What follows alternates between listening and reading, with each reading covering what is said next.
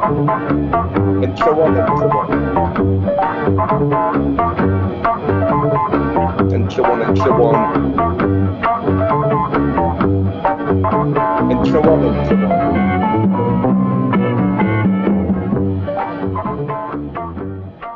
Hey fellas, how we doing? Pretty good. Good. Today we got, we start, because we got here today. Hold on. Before we start, we'll do the unthinkable and remember to actually introduce ourselves. This is Zizek and so on. We have a Patreon. We got through that we have the Discord, which is a very active and thriving community, and we'd love for anyone to join for extra episodes. And we got a website, YouTube, all that, and we'd love to have you. And remind everyone that the Zizek and Zone podcast relies on listener support. This is true. $5 a month, extra episodes. You can do it. Yeah. Are you between 18 and 35? Yeah. Are you a young white man between 18 and 35? Well, this podcast might interest you. And so on and so on and so on and so on. Okay. We're talking anal. Today is Anal Fixation Day on the podcast. Yeah, we're talking shit and anal. So stick around and we'll get into it. Yeah. Ruin your Google searches trying to work out what Freud was on about. Stay tuned for our second act, number 2. Yeah, I searched hot anal shit Freud 3 girls 1 cup, and I don't know what happened. Stay tuned for our second act. Who does number 2 work for? Yeah, that's the one. And the Big Z man had a birthday. Yeah, should we do a Zizek birthday shout out? Yeah, should sing him a song. He's what is this? What's his sign? Yeah, let's find out what's astrological sign Zizek is. It was yesterday or 21st? It It was the 20th or 21st. Yesterday? Yeah, it was yesterday. So it's the 21st. He's in Aries. Let's look up his traits. Oh, he's on the cusp. But he's born on the first day of spring. That's cute. Zizek is maybe the least cute Aries person. are spontaneous. I think there's some. No, he can be cute actually. Never mind. There's Aries are spontaneous and curious. They have a sense of adventure and love to explore. They're determined and bold and are good at initiating new projects. He is good at that, at least. They have high energy and can initiate quick actions. So that's our boy. It's our boy. Total Aries. Aries to a T. And he's 73, right? Mm-hmm. Yeah. Yeah. Okay, so Zizek and so on. Well, Peter, Michael. And we're talking about Zizek's book On Belief. It's a great book. It came out in 2000, I think, right? Yeah, 2000, 2001. We've read a chapter in it called The Anal Object. I think basically because it had a funny title. Is that why we chose it? Yeah.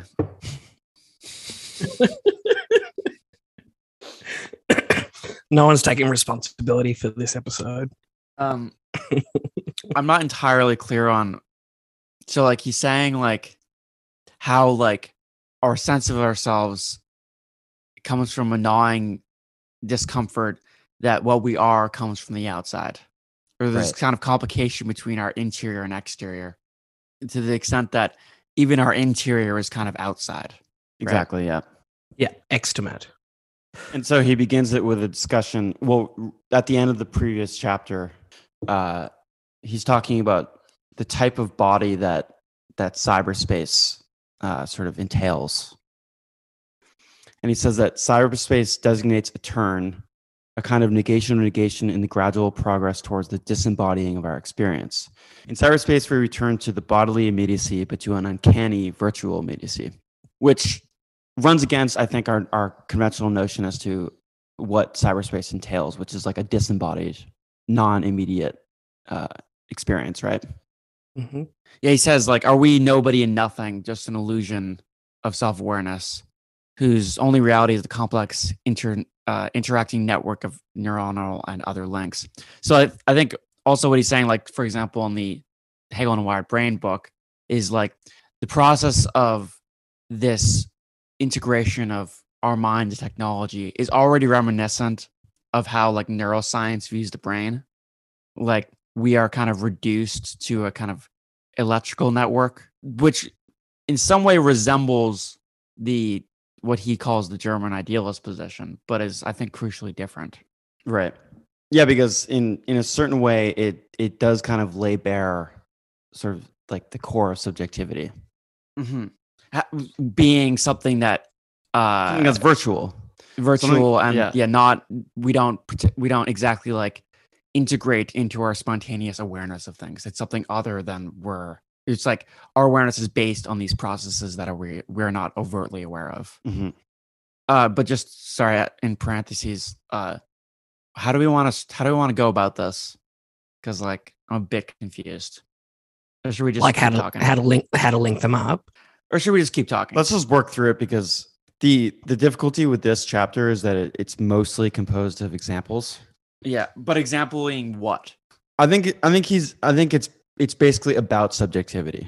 Okay. I think you can say that. Okay. What do you think, Michael? Yeah, spectrality, like spectrality of the voice, spectrality of the body, Mhm. partial drives, partial objects of the drives.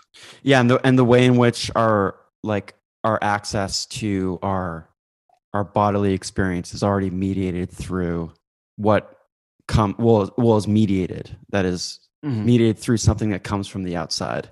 Whereas today, the ethic surrounding the body is that the body provides sort of the privileged access to being and to others. Okay, yeah, and like the popular kind of bodies and spaces type discourse. Mm-hmm. So dovetailing off of the previous chapter, as we were trying to get to, there is that like cyberspace lays bare the notion that our sense of our immediate material body is always already that of an imaginary constituted entity.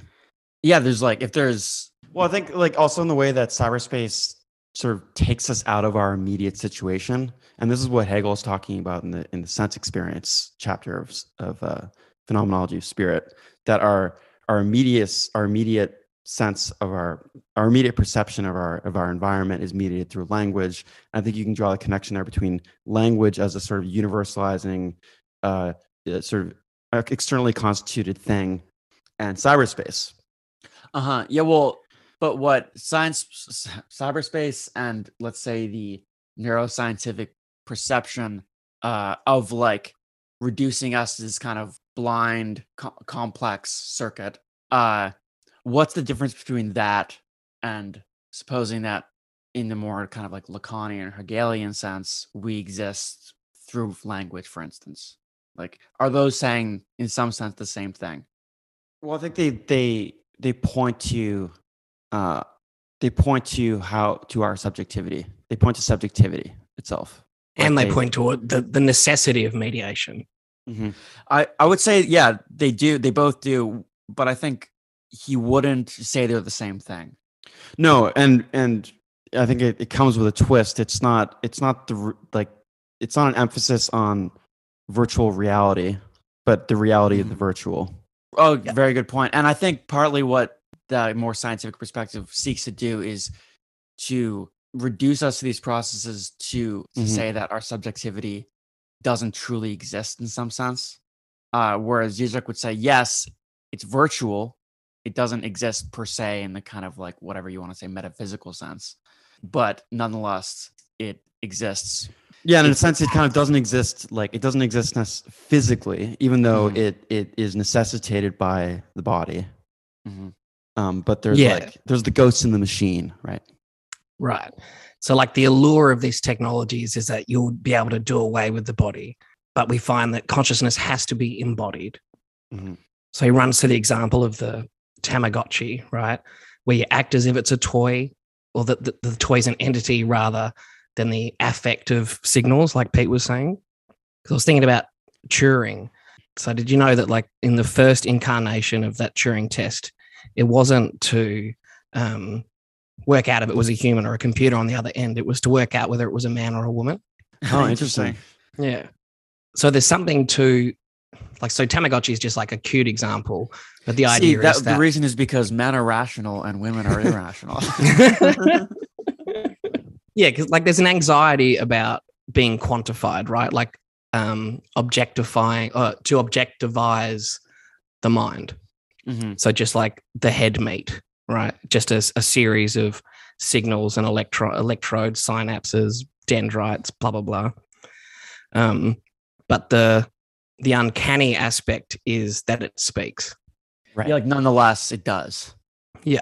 Interesting. And because neuroscience, is dealing with the empirical stuff of the brain, it has to reduce all aspects of consciousness to like, neurons firing and such. But even neuroscience itself admits that it doesn't know how consciousness arises. Mm-hmm.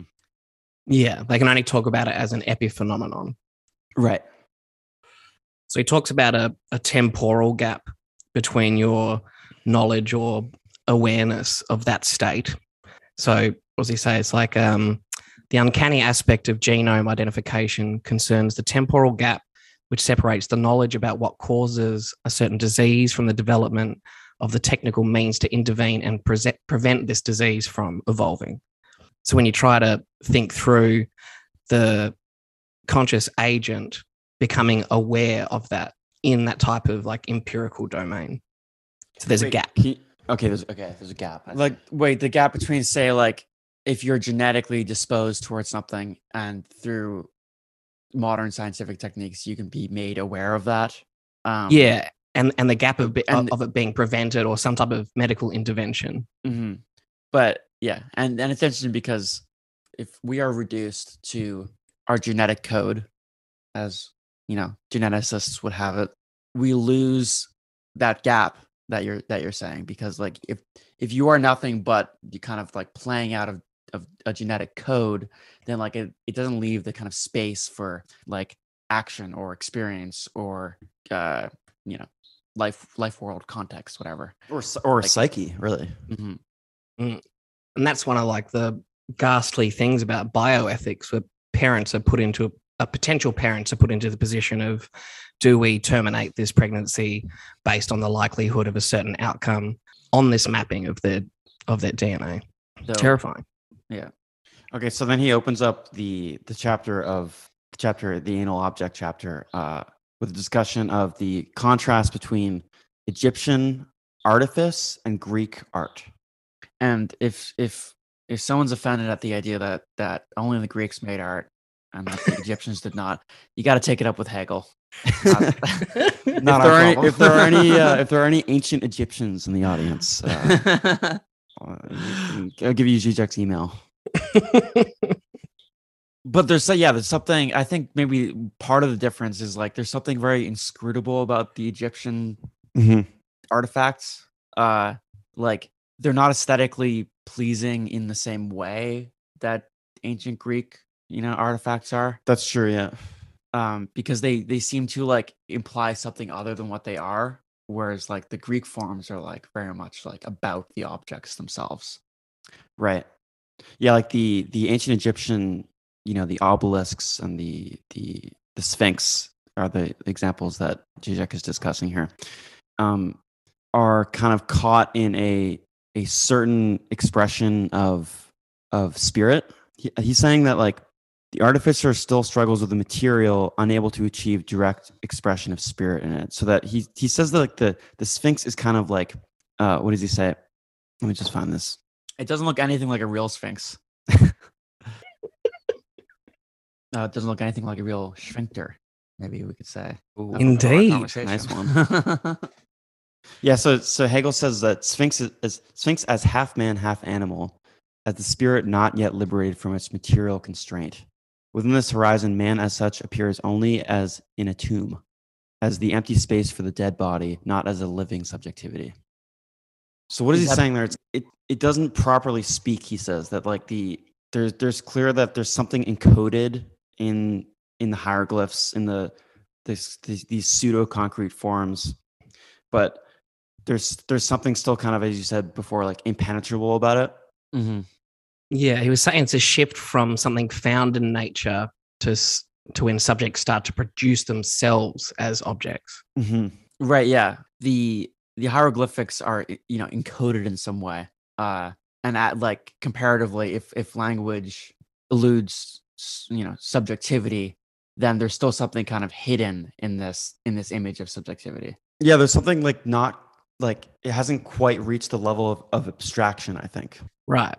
So he has like a little twist on his usual phrase of like the secrets of Egyptians, secrets to the Egyptians themselves. It's the riddle of the Egyptians was a riddle to the Egyptians themselves. Mm-hmm. What do you think is different there? I think he just wanted to bring up the riddle of the Sphinx and Oedipus. Oh, I see. Right. What's that? Can you explain that? Yeah, so Because he does say, I actually wanted to ask this because Zizek says that that Oedipus solved the riddle of the Sphinx. Yeah, so the riddle is which creature has one voice and yet becomes 4-footed and 2-footed and 3-footed. So the idea was that basically like you had a guard standing, the Sphinx was standing and not letting anybody in, would ask this riddle, and anybody who failed at the riddle died. But Oedipus comes along and he says, it's man who crawls on all fours as a baby, then walks on 2 feet as an adult, and then uses a walking stick in old age. Mm. So I think like I was running the idea that it's to say that we see a shift from something that doesn't speak to becoming a speaking subject. So something found in nature to subjects that produce themselves. So it moves from a kind of fragmented body to an orthopedic vision of its totality. So the child to the adult, and it's like that shift, that's separation and alienation. The crutch would be language itself, language as crutch. Wow, that's really interesting. And there is something still, I think that the enigma of the Sphinx is not in any way elucidated through the field of studies oriented around it, right? Egyptology, right? Mm-hmm. And if anyone out there has seen the shit on YouTube, I have traditional academic Egyptology. Yeah, that's just the institution. The Sphinx is way older than popular. Oh, it's over 10,000 years old. You've got to look at the acid. Can't you see the water erosion? Yeah, the water erosion. Yeah, this is Graham. What's his name? Graham Hancock. Graham Harmon is the other guy. Although Graham Harmon might say that the Sphinx is the whatever bullshit. I too have smoked weed and been on YouTube. It's like it's somebody because like it's so satisfying because he's like he has a really good voice and he's basically saying everything about history is wrong and here's my grand narrative that completely like ties everything together. He's the classic non-duped figure, I think. Yeah. Oh, that's good. That's good. Because it seems to allow you access into the way that things really are. It's like, wait a second, are you telling me that there was an advanced human civilization prior to 10,000 years ago, that all the traces are gone except the Sphinx and some dumbass doorstop that they've got? Yeah, and some markings on a mastodon skeleton in San Francisco about how it could only have been human tools. But this is good, right? Because no such enigma exists about Greek art, right? Like we can read Oedipus Rex or encounter Greek sculpture in a way that doesn't feel foreign to the degree that when we're encountering Egyptian hieroglyphics. Yeah, it's similar to like Shakespeare in a way. It feels like it accesses some like inherent human reality or pathos. Mm-hmm. The Greeks, Jesus says, you're not going to connect with Ra in the same way, or whoever the fuck goes into the underworld. Jesus says the Greeks were the true artists, practicing the direct expression of the spirit in the organic form. The space for this direct, harmonious expression emerged after Oedipus solved the riddle of the Sphinx, like you just said, Michael. In contrast to it, Egyptian art does not yet properly speak. Oh, we already read that. Blah blah blah. Keep going. Good to circle back a bit. Yeah, so there's something.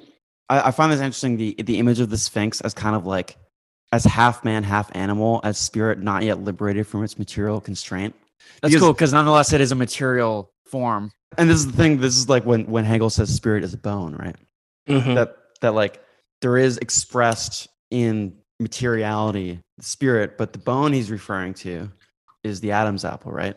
Isn't it? The bone in the throat. Oh, but bone in the throat. Sorry, that's the bone in the throat. He's talking about phrenology there, actually, which I have less of a handle on. So You got a bit of a criminal head about you. Yeah. Well, I mean, no, that would be you actually. Yeah, I mean, I got a big dumb head. Well, you're in Australia. You're inherently a criminal nation. Also a criminal, yeah. So do the voices object bit, Will, with your Yeah. YouTube video thing. That was wicked. okay, so then he's there's a turn here with the encounter with Egyptian art, where he discusses I think it's something that's rumored to have been at the Sphinx, right? Some kind of monument or structure that would ring somehow when the sun was setting. Yeah, a soundless shape which needs the rays of the rising sun in order to have sound, which generated by light is even then merely noise and not speech, reveals only an outer, not the inner self. Seems like I bet there was just the guy underneath it who would make some noise. That's my guess. That's my guess to the riddle of the Egyptians. Anyway. Okay, yeah. So first we have to draw out the connection between this kind of like this sound, which kind of in a way comes from outside of the thing, that nonetheless takes place in the thing. This for Zizek is the best metaphor for the birth of subjectivity.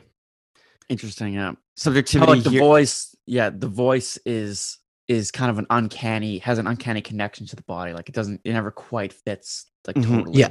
Mhm. That's right. So Subjectivity we're is- trying to think yeah. of voice as object, right? Yeah. So like Mladen Dalar puts it, he says, to attach the voice to the body and to endow it with materiality involves all kinds of obstacles. One is ultimately faced with an unbridgeable gap, since the trouble is that the object never fits the body. Mhm.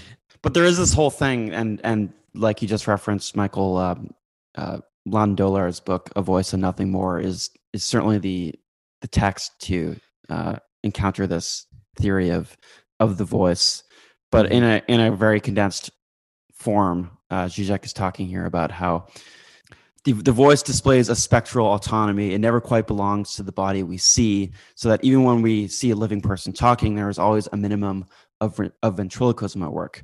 It is as if the speaker's own voice hollows him out and, in a sense, speaks by itself through him. I guess that answers our previous question a few weeks ago.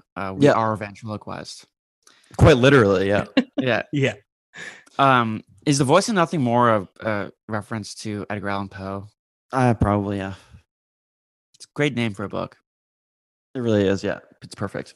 By the way, Modern, if you're listening to the podcast, we'd love to talk to you.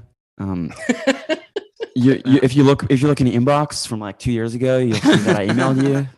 Well, yeah. One of the things to keep in mind is that it's that we're shifting from the spectrality of the body in Mhm. cyberspace, Tamagotchis, etc., to the spectrality of the voice. And voice is object. So for Lacan, the voice is both the medium and the message. Wow, that's great.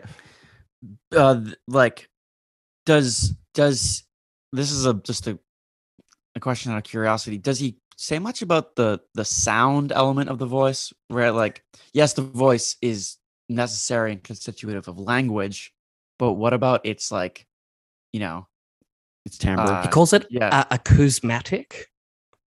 Okay. That's the term that they use, that Mladen uses. It's a technical term, but that's as far as I know about it. Let's see what the definition of acousmatic is. Hakuna Matata. It's just so much funnier than what I thought.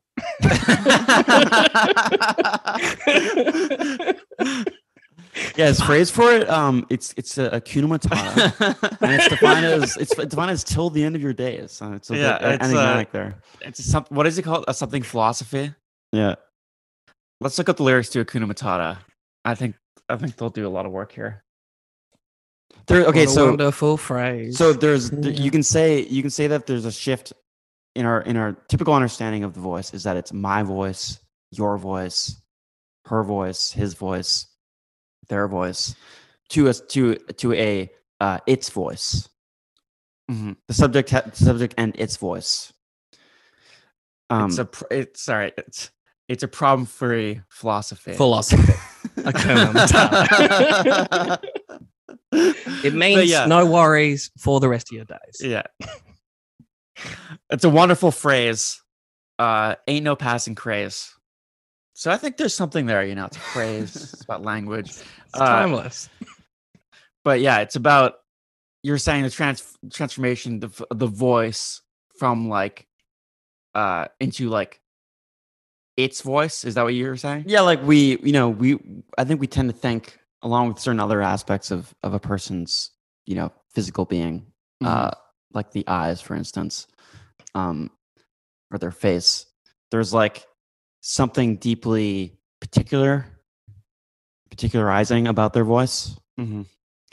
But the example here is like the invasion of the alien body into the body of the human in a movie like The Alien. This thing that sort of Parasitizes, yeah. From within. Yeah, it's the outside that requires the within of the host. Exactly. And I'm going to link this, but the discussion of the Egyptians and of the spectrality of the voice and the sort of uncanniness of the voice. There's a video, if anyone has seen it, of scientists who have reconstructed the vocal box of a mummy, of a dead pharaoh. We're gonna play it right here, probably. Scientists were able to mimic Nessie Amun's voice by recreating his mouth and vocal cords with a 3D printer. It allowed them to produce a single sound. But It's so shocking. It's so shocking because I don't know what you could expect, because like it's not gonna talk. It just screams, which is so perfect. That's why that death whistle thing is so funny as a supplement, right? Like just the idea that you push air through this musical box, which is the voice box. And what do you expect? What sound do you expect to come out of that? Like the mouth isn't moving, the tongue isn't there. Like anything that would like make it a voice proper. But really, it's just air through a fucking 3D model of his. But it's kind of perfect for this point. Like it's a mummy. Yeah, that was such a good example. Like just this quote from Zizek, I think, really ties it together nicely. He says the antagonism between the silent scream and the vibrant tone, i.e., the moment when the silent scream resounds. The true object voice is mute, stuck in the throat, and what effectively reverberates is the void. Resonance always takes place in a vacuum, and the tone as such is originally the lament for the lost object. So he's tying together like, wow, that's such a good example, right? Yeah, but I think in terms of subjectivity itself, like there's like all like the phrases here, sort of like the stuck in the throat. What is reverberating is the void, and that kind of self-reflexivity of subjectivity as being sort of like because a voice isn't just like the sound emitting from your throat. It's the movement, the morphing of that into like understandable language. Whereas before that, it's just like this pre-symbolic, just like sound space. Yeah. That's the other thing, right? Like if language speaks the subject, that is the silent scream in this mummy example. You can see that the like this is, I think, pre-ontological is a good way of thinking about it, because like both in the sense that this thing is dead before any beginning. Like yeah. Can you reread that quote? The antagonism between the silent scream and the vibrant tone, i.e., the moment when the silent scream resounds. The true object voice is mute, stuck in the throat, and what effectively reverberates is the void. Resonance always takes place in a vacuum. The tone as such is originally the lament for the lost object. I think you could say the lament for the lost object there is language. Like this is a voice screaming with no words, with no language. Yeah, that's a really great example. So the Zizek says, I mean, quite logically following from this, that the anal association is fully justified. I mean, we were all thinking it. Yeah, it's very justifiable. The immediate appearance of the inner is formless shit. What is the voice but shit from the mouth? Talking out your ass. Just talking shit. Talking shit. Talking shit. That phrase actually does sum up kind of what we're getting at, though. What he's this getting at. and this is it's a perfect word. It's a perfect label for a podcast, right? Talking shit. That's a good transition, though. Humans are unique in a couple notable ways. One, I'm just gonna say it, and I don't care if you don't like it. Language. And two, the problem of our shit. Animals don't have this problem. No, it's you're not picking up your dog's shit because they need you to. No, the disposal of shit becomes a problem not because of its bad smell, but because it has come from our innermost selves. And this is we're ashamed of shit. Mm-hmm. And this is like goes back to Freud, right? So what does Freud say about shit? That it constitutes like the kind of original form of gift. Yep. He says the small child who gives a shit as a present in a way is giving the immediate equivalent of his inner self. It comes from within. It's this kind of meaningful transfer of the kind of our inner selves to another. Yeah. But it's funny because we learn very quickly to be ashamed of it. Yeah. Richard Boothby has this thing where he says, in toilet training, the anus is colonized to invoke a happily apt pun by the other's desire. Colonized. That's too good. So the anal association being the complication between the interior and exterior, right? How this external object comes from within, like the voice is a similar type of object. Mm-hmm. Yeah, and excrement as a surplus. Right. Yeah. Explain that. So the idea is that, like, with these partial objects of the drives, like humans find feces insufferable, but there's an externalizing of what Zizek calls our innermost intimacy. So you can think of like the development of a child with toilet training and that kind of thing, where whatever caretaker has to deal with the child's shit, and the child learns to either give it as a gift, as Freud would say, or withhold it to retain it. So that's where you get like anal retentive from. Oh, okay. So it's not like it's a shameful secret or anything. Like as an adult or whatever, you realize that like it has odor and it has to be disposed of in various ways, as like Zizek's dealt with toilets. But the ability for a child to like control its bowel movement is one of the first like instantiations of its agency. Mm-hmm. It's something that the other demands, right? And and it's that's coming into language. Mm-hmm. Right. Yeah, like your integration into the social order involves the overcoming of the obstacle of the not being able to control your excremental self. And the point at which the inner self is externalized. This is like this. I mean, sometimes it can be difficult. The language that Zizek uses, excremental subjectivity, but this is what he means. Mm-hmm. Extimate, but like something that exists on the outside, like it gains its internal existence from the outside, or the objectification of its inner self to the outside. Mm-hmm. But like and then there's a nice thing that Zizek did here where he like explains that shit whatever guise it takes sort of persists as the name for the formless thing in itself. So he says that Yeah. for that which remains the same in all possible symbolic universes, within which it can assume different guises of a precious object, the dissident manuscript, the last letter to one's nearest, etc. Yeah. Shit as the rigid designator, right? Mhm. Which is a But it term that kind of- Zizek only uses in sublime object of ideology and then drops. Oh, what was the phrase? Rigid designator. Okay. Is that kind of like a or that I think the point is that it no matter what, it gets taken up in it becomes symbolized, but retains its status as the thing in itself. I once met a guy who had a story, probably not true, but that he had worked on the Queen of England's yacht and had found a massive turd in a bathroom that he knew that only she used. So he took the turd and varnished it and put it on his mantelpiece.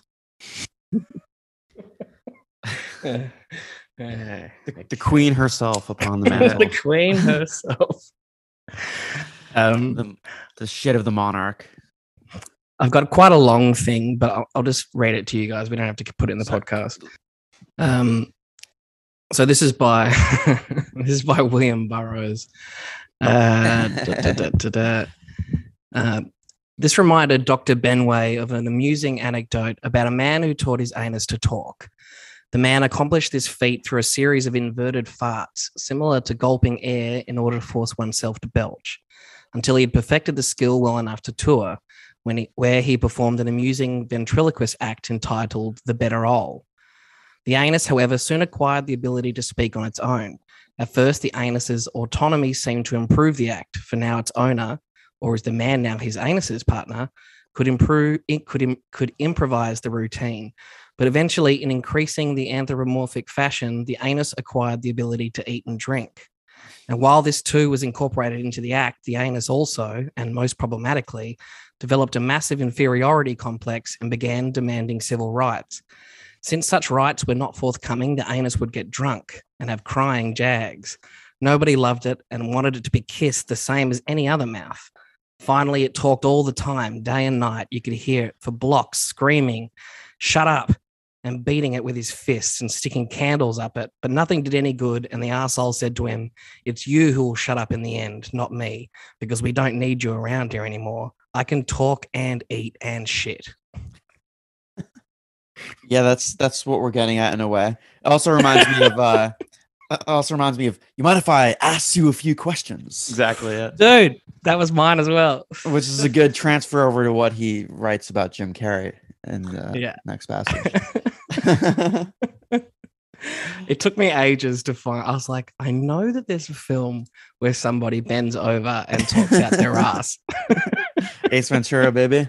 Ace Ventura, Pet Detective. Ass Ventura. That's what I should have gone with.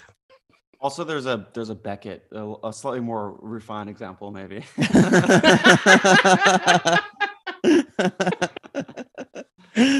But you could say, okay, actually, two Beckett things. There's the play called Not I, which is just a mouth speaking. It's very uncomfortable and uncanny to watch. And then there's The Incontinence of the Void, which in the book of the same name is used as a basically a metaphor for subjectivity, right? Mm-hmm. Yeah. My roommate saw that book on the shelf the other day, and she's like, "Is he aware that's funny?" I was like, "Yes, he is aware that it's funny." So yeah, there's this link between the sublime and the excremental, or like, you know, Hegel's covered this with the penis as the organ of procreation and urine. Mm-hmm. Peter, do you want to finally unveil your phrase for that? I forgot what it is. Spirit is a boner. Of course, dude. Yeah. One of the real traits for me is that when we do these episodes, that I get to hear some zinger that Pete's had in the past that Will just offer up? I forgot, but that actually is the perfect encapsulation of Hegel's example of the penis being both things. Was lost on the man himself, but because the point is we can that talk about it now. that there's this like dual movement of spirit that sort of like expresses itself in its notion, but also through its materiality. Mhm. The high and the low. Mhm. The Which is objective also a and nice subjective. metaphor for how Zizek encounters culture too, I think. Yeah, absolutely. And then again how we're talking about shit. Hmm. Yeah, both this thing that in it implies both the kind of this like void as well as the There's something generative almost The- in it, like yeah. in the gift, right? Yeah. Like Oh, it just occurred to me, like I'm going to fuck this up, so I need help. But the that example from the beginning about whatever the building was in Egypt that's empty and the sun comes in and it whistles. The idea is that like the subject for Zizek is a kind of empty frame, right? Mhm. Mhm. And like voice, the spectrality of the voice is supposed to suggest that there's like a more depth to the person. Mhm. But what you find is just formless shit. Right. Well, like the appearance. So it's the hollowing out. behind the appearance. It is the appearance itself. Yeah. And in the movement of the bowels, you have a hollowing out of that space. So it's the contours, so like whatever reverberates, whatever causes resonance in that empty frame. Mhm. Interesting, yeah. Yeah, it's like the example with the mummy. It's like dumb, like screaming sound would be a voice. It like a voice involves the same process, but is then the difference is that it is formed through that void. Like Into language. yeah, there's the dumb kind of like voice as such, the scream, pre-language like sound, but a speaking voice is that dumb sound, but kind of utilized. Yeah, it's like spirit as substance. Mm-hmm. And it must come from the outside. And that's the retroactivity. Yeah, of because that. the language comes from outside always. Interesting stuff. Does that bring us to the end? Maybe I just feel like we've been speaking for a while. I think that kind of ties everything together, fellas. But I think we also forgot to, and I think it's a public episode, to say any of the shit. Like, we have a Patreon, we got a website, Discord. Michael's doing very interesting things on Instagram these days. Anything else, fellas? Okay, We just got word. We just got a good interview. We just slotted in an exciting interview, so people will stay tuned for that. And thus we'll finish the Make-A-Wish for Michael. Yeah. See you guys later. See you later. I missed And I'm gonna missed a cue joke the about song. I missed a joke about the obelisk being an anal object, but Oh, that's good. Fuck. I'll put that in the missed encounters section of the local newspaper. me, a podcaster. You, an obelisk. you an anal object. we'll leave that there.